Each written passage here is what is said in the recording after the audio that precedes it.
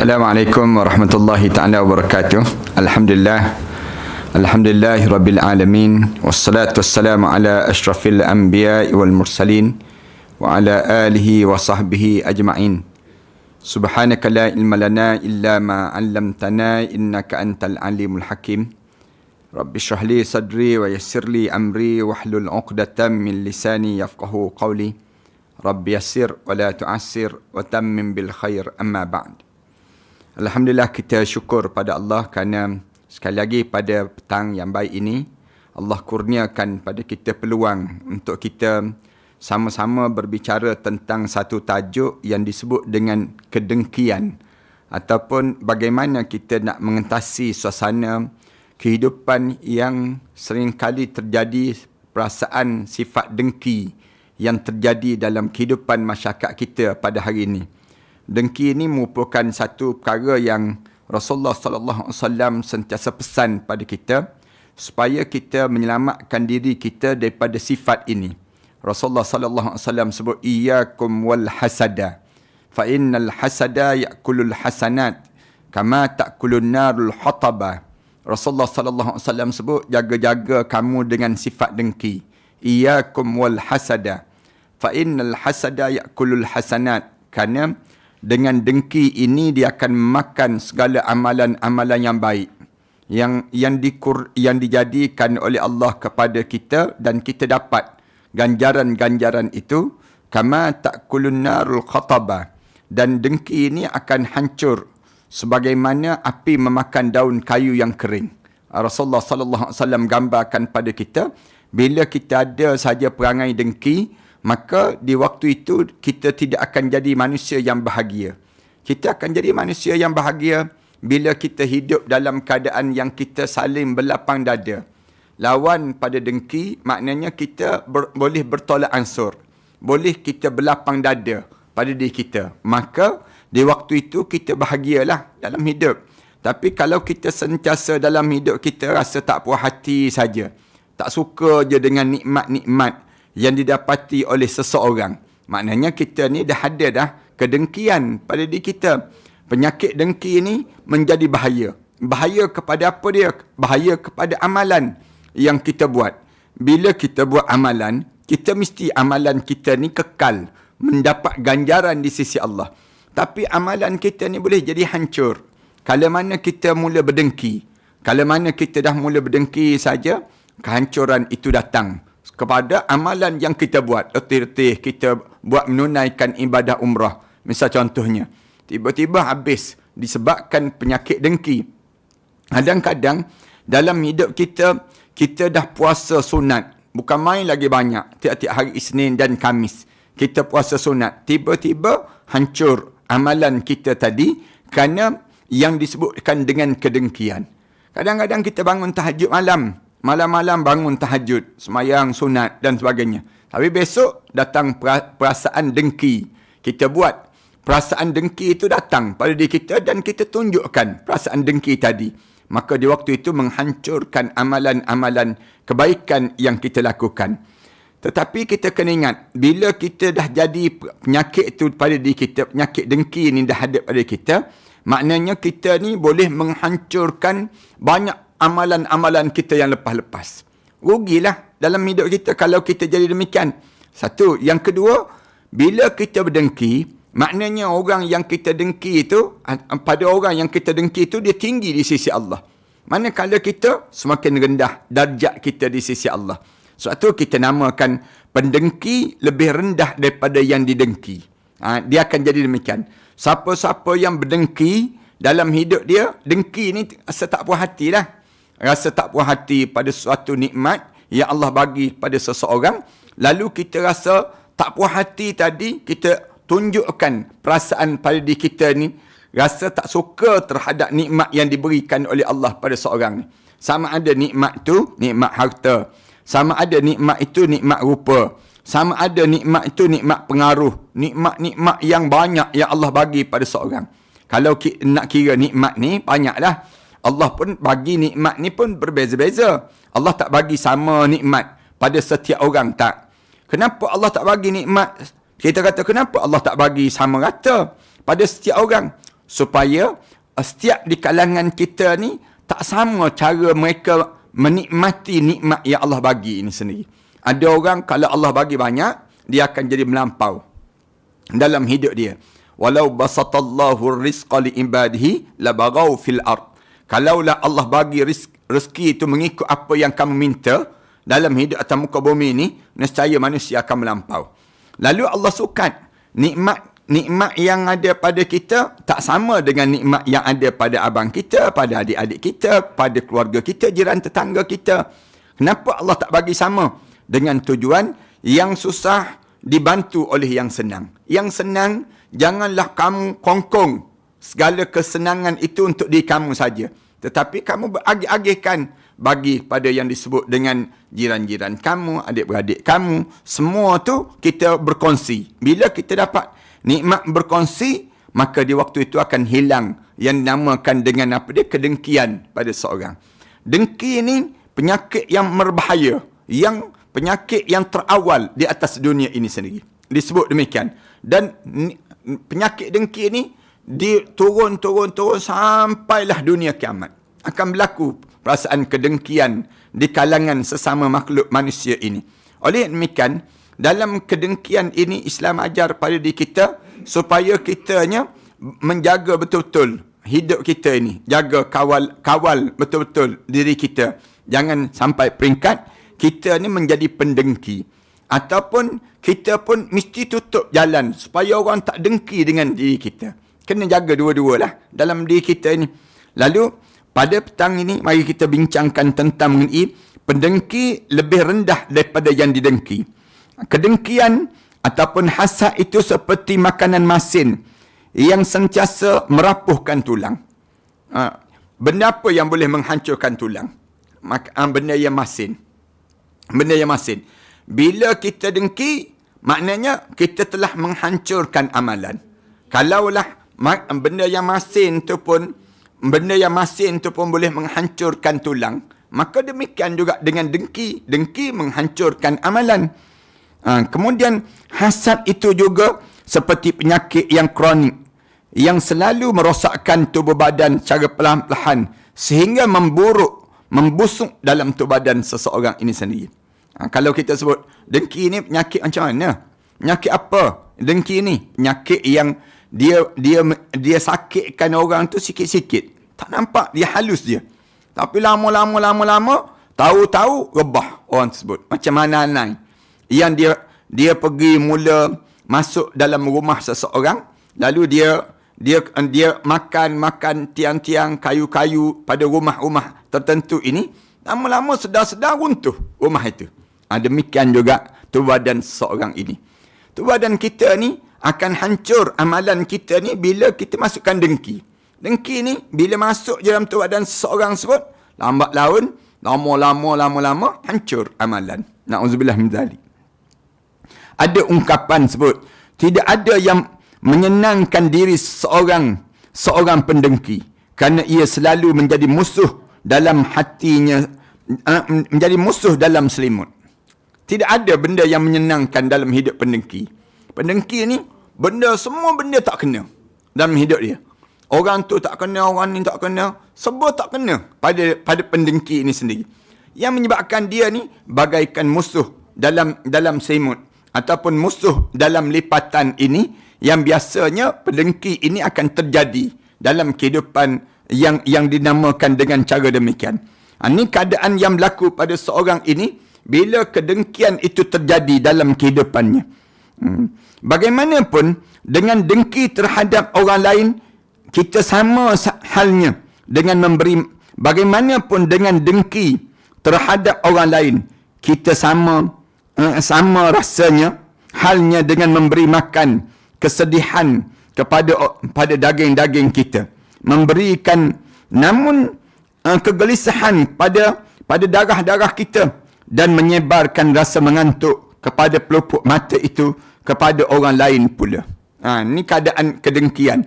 Bila seorang tu dengki saja, dia akan jadi pada diri dia panggil dalam keadaan dengki ni, dia akan menjadikan kerosakan tubuh badan seseorang ini. Siapa yang dengki, dia akan jadi kesedihan dalam diri dia. Jadi sedih.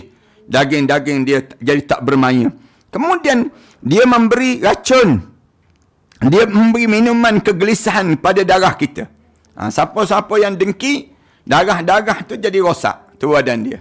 Jadi teruk tu badan seorang bila kedengkian ini terjadi. Kemudian dalam masa yang sama juga dia akan menyebarkan rasa mengantuk, pelupuk mata kita kepada orang lain. Kita malas nak memandang orang. Kita asyik nak memandang diri kita sajalah. Pada diri kita, ni kesan bila seorang yang mula berdengki seseorang ini. Seorang pendengki itu ibarat orang yang menyatakan disebutnya dengan pemanggang roti, iaitu setelah panas ia memasukkan dirinya sendiri ke dalam pemanggang roti itu. Siapa-siapa yang jadi pendengki ibarat orang yang menyalakan pemanggang roti. Bila dia menyalakan pemanggang roti, lalu setelah mana panas saja dia memasukkan diri sendiri ke dalam pemanggang itu. Keresahan, kecemasan dan kegelisahan hidup merupakan penyakit-penyakit yang dilahirkan oleh sifat dengki untuk mengakhiri ketenteraman, kesejahteraan dan kebahagiaan hidup seseorang. Allah bahaya dia panggil. Bila kita jadi pendengki, kehidupan kita pun mula jadi sedikit demi sedikit semakin terjauh daripada orang ramai. Sebab tu Islam suruh jaga sangat. Jangan kita ni berdengki dalam hidup kita. Jaga hati kita ni, jangan jadi hati yang berdengki di antara satu sama lain. Kemudian bencana besar yang menimpa seorang pendengki adalah diakibatkan dikarenakan selalu melawan qada ketentuan Allah Subhanahu Wa Taala. Kalau kita tanya, kenapa yang orang dengki ni jadi masalah dalam hidup dia? Kerana dia lawan Allah. Dia bukan lawan yang lain. Dia lawan qada Allah. Allah dah bagi dah. Untuk orang ni banyak ni. Misal contohnya. Untuk orang ni banyak ni. Bahagian-bahagian masing-masing. Tiba-tiba datang perasaan dengki. Dia lawan siapa? Dia lawan Allah. Dia lawan Allah. Rugi je dalam hidup dia. Dia melawan Allah Subhanahu Wa Taala. Kesan pada diri seseorang ini sendiri kerana dia melawan qada Allah. Kemudian dia menuduh Allah tidak adil dalam kebijaksanaan Allah Subhanahu Wa Taala itu sendiri. Dia menuduh Allah Subhanahu Wa Taala jadi tidak adil dalam kebijaksanaan Allah Subhanahu Wa Taala. Ini kerana dia tak puas hati lah. Nampak Allah kena bagi pada orang tu nikmat, kenapa tak bagi pada saya nikmat? Dia mula dengki, tak puas hati dalam hidup dia. Kemudian dia akan mempelekehkan syariat. Kesan orang yang dengki ni, dia akan mula mempelekehkan perintah Allah. Dia akan kata, alah, tu bukan nak apa nak tunjuk dia warak lah tu. Tu bukan apa nak tunjuk dia alim lah tu. Dia akan mempelekehkan perintah Allah dalam hidup ini. Kesan orang yang berdengki dan selalu menyeleweng ajaran-ajaran yang disampaikan oleh Rasulullah sallallahu alaihi wasallam. Yang lebih bahaya lagi, bila seorang tu berdengki, dia akan menjadikan dalam hidup dia menyeleweng daripada perintah Allah Subhanahu Wa Taala yang dibawa oleh Rasulullah sallallahu alaihi wasallam ini. Ini bahaya bila seseorang ini dengki. Sesungguhnya kedengkian itu merupakan penyakit yang tidak bakal mendatangkan pahala dalam hidup seorang. Bila seorang mula berdengki, dia tak mendatangkan pahala. Dan juga bukan cubaan yang akan mendatangkan balasan yang baik daripada Allah Ta'ala bagi para pelakunya. Dia akan terkesan dalam hidup seorang. Kemudian seorang pendengki akan selalu panas ketika mana melihat orang lain mendapat nikmat dan kelebihan. Kesan bila berdengki je, dia tak puas hati. Tengok orang lain dapat nikmat, dia tak suka. Tak suka dengan nikmat. Dahlah dia lawan Allah. Kemudian dia tak puas hati dengan nikmat yang Allah bagi pada seseorang tersebut. Kelebihan yang ada pada seseorang. Ni semua ni terjadi dalam hidup orang-orang yang para pendengki ini. Dan itu akan berlanjutan sampailah dia mati. Perangai dengki ni berpanjangan. Dia tak berhenti waktu mana muda je. Berhenti waktu tua ke berhenti tak. Dia akan panjang. Sampai dia mati. Allahu Akbar. Kalau dah mati dalam keadaan penyakit dengki yang masih lagi bersarang dalam hati kita, tak puas hati dengan orang tu, tak puas hati dengan orang ni, nikmat yang dinikmati oleh orang yang diberi oleh Allah terhadap nikmat dia tersebut, maka dia akan panjang bahawa sampai mana?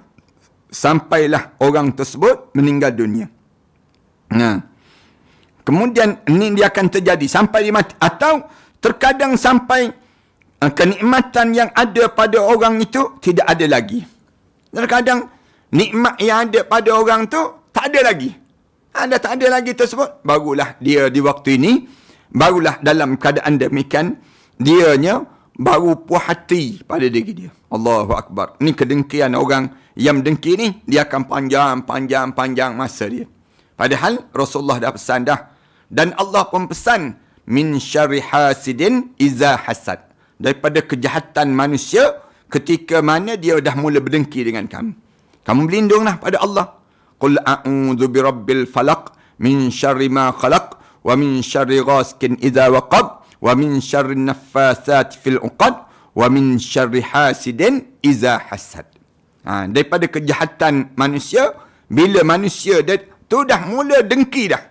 Mula dengki dengan kamu, dia mulalah dalam hidup dia akan cari jalan untuk dia nak memusnahkan segala kebaikan, dia nak suruh orang tu hilang nikmat. Bila orang tu hilang nikmat, puas hati dalam kehidupan dia.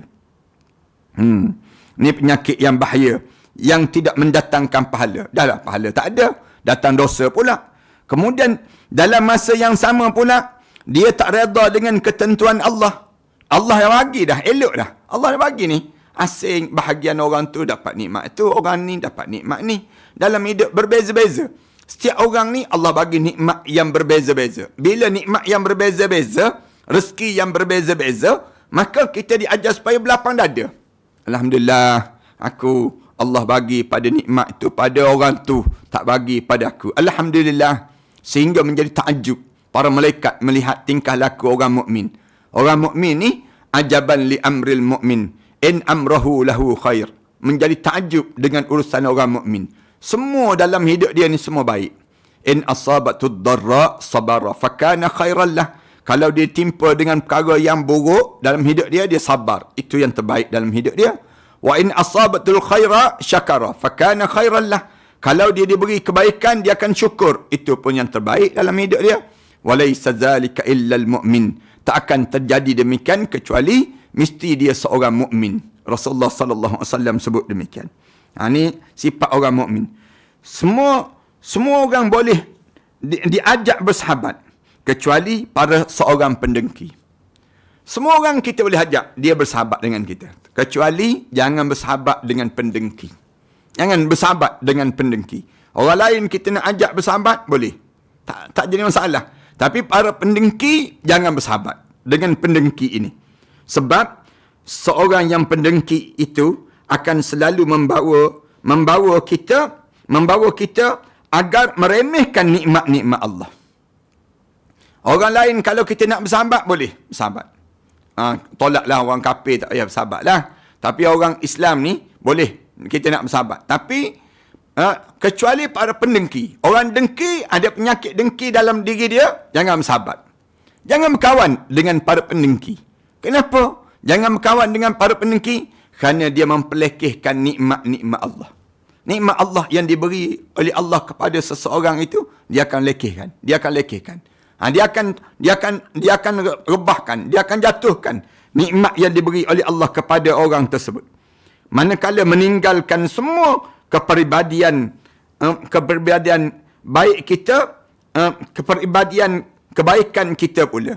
Manakala yang baik-baik ni dia tak nampak. Orang dengki ni dia akan jadi sedemikian rupa. Dia tak nampak kebaikan yang ada pada sahabat-sahabat dia. Kemudian dia melepaskan ciri kehormatan kita. Dia akan melepaskan ciri-ciri kehormatan diri kita. Orang dengki ni, dia akan cakap dengan orang lain. Dia akan mengumpat lepas pada tersebut. Kesan daripada dengki lah tentang kehormatan diri kita, dan akan meninggalkan semua sejarah baik kita. Segala kebaikan yang kita buat, dia tak pernah pandang. Ni orang dengki.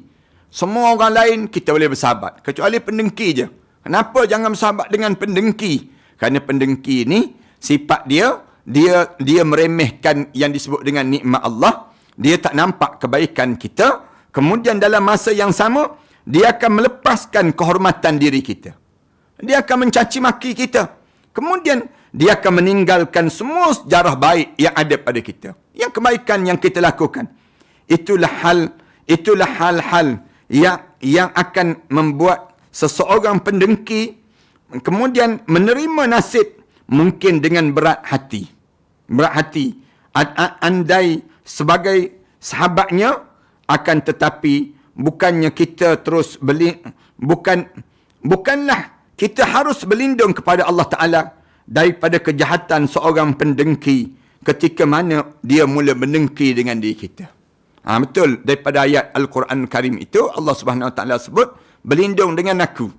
Kamu berlindung dengan aku, dengan pendengki ini. Min syarri hasidin iza hasad. Qul a'udzu birabbil falaq. Katakanlah wahai Muhammad, a'udzu birabbil falaq. Aku berlindung pada Allah pada waktu mana falaq. Falaq. Falaq ni dibincanglah bila? Dekat dengan subuh, waktu falaq. Dibincang panjang. Kenapa? Kerana ada orang yang perangai dia dengki. Bila dia dengki saja, perangai dia dengki tadi, dia tak puas hati. Dan bila dia bersahabat, dengki dengan para yang bersahabat dengan para pendengki ni, menyebabkan dia tak nampak kebaikan kita. Dia tak nampak sejarah yang panjang yang pernah kita lalui sebelum daripada ni. Pendengki dia akan jadi demikian. Biarpun seorang pendengki itu tetap seperti ular hitam terbiasa yang tidak pernah dan akan pernah dan juga sebelum menyambutnya bisanya pada tubuh badan yang tidak berdosa itu sendiri. Nak sebut betapa pun seseorang pendengki itu boleh dikatakan tetap seperti ular yang berbisa yang tidak akan pernah diam sebelum menyembuhkan bisanya, sebelum dia menghamburkan bisanya pada tubuh badan orang yang tidak berdosa. Kalau nak sebut pendengki ni macam mana? Macam ular hitam yang bergerak dalam tubuh badan kita. Kemudian pada masa yang sama, dia sedang sibuk untuk menghamburkan bisa-bisa dia kepada tubuh badan yang disebut dengan orang-orang yang tidak berdosa itu sendiri. Ini kesan daripada kedengkian. Betapapun seorang pendengki itu akan tetap seperti ular. Ketika ular hitam berbisa yang tidak pernah dan tidak sebelum menyemburkan, dia tidak akan berhenti. Selagi mana dia tidak menyemburkan bisa pada tubuh badan orang yang tidak berdosa ini. Sesungguhnya saya memperingatkan kamu semua agar jangan sekali-kali mencuba untuk memiliki bisa dengki ini sendiri. Jangan sekali-kali kita nak suruh diri kita ni ada penyakit dengki. Jangan. Berlindunglah pada Allah Ta'ala agar kita ni bergaul dengan orang-orang yang daripada seorang yang pendengki. Kerana dialah yang akan mengawasi diri kamu itu daripada kenanya penyakit dengki ataupun yang terkenanya keadaan yang buruk dan keji itu sendiri.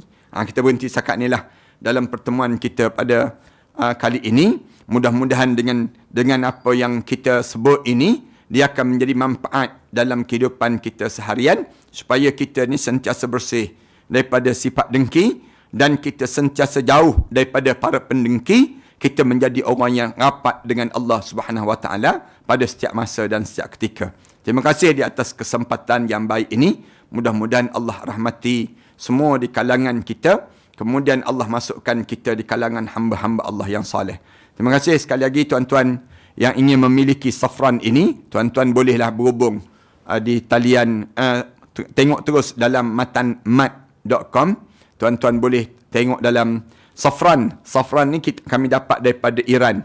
Kalau tuan-tuan yang nak kepada safran ini ataupun kita boleh minum dengan air safran, ambil je safran kemudian kita letakkan demikian dan dalam air ini sendiri. Dan ini di antara beberapa koleksi yang produk-produk yang kita ada di matanmat.com. Tuan-tuan boleh direct dapatkan madu yang ada ni, ataupun tuan-tuan boleh dapatkan juga yang disebut dengan kapsul yang ada ini. Mudah-mudahan Kapsul ni campuran di antara habbatus sauda, minyak zaitun dan juga madu. Kita gabungkan terus. Ini di antara produk-produk yang telah kami keluarkan dan tuan-tuan boleh tengok dalam matan mat.com ataupun tuan-tuan yang ingin menyumbang terus kepada matancenter.com. Tuan-tuan boleh tengok saja dalam laman-laman web ini produk-produk dan juga dengan tujuan untuk kita sambungkan dan kita bagi teruskan pengajian anak-anak tahfiz yang sedang menghafal Quran di Kedah, juga di Kelantan dan juga di Pahang dan juga di Selangor dan juga yang disebut di selatan Thailand. Ini semua dana-dana yang sedang kami kumpulkan untuk membangunkan Ma'had Tahfiz ini sendiri. Terima kasih sekali lagi. Aku qouli hadza wa astaghfirullah li wa lakum. Wassalamualaikum warahmatullahi taala wabarakatuh. A'udzubillahi minasyaitonir rajim. Bismillahirrahmanirrahim. Alhamdulillahirabbil alamin. Wassalatu wassalamu ala asyrafil anbiya'i wal mursalin wa ala alihi wa sahbihi ajma'in. Rabbana iftah bainana wa bain qaumina bil haqq wa anta khairul fatihin. Rabbana hab lana min azwajina wa dhurriyyatina qurrata a'yun waj'alna lil muttaqina imama. Rabbana atina fid dunya hasanah wa fil akhirati hasanah wa qina adzaban nar. Alhamdulillahirabbil alamin. Allah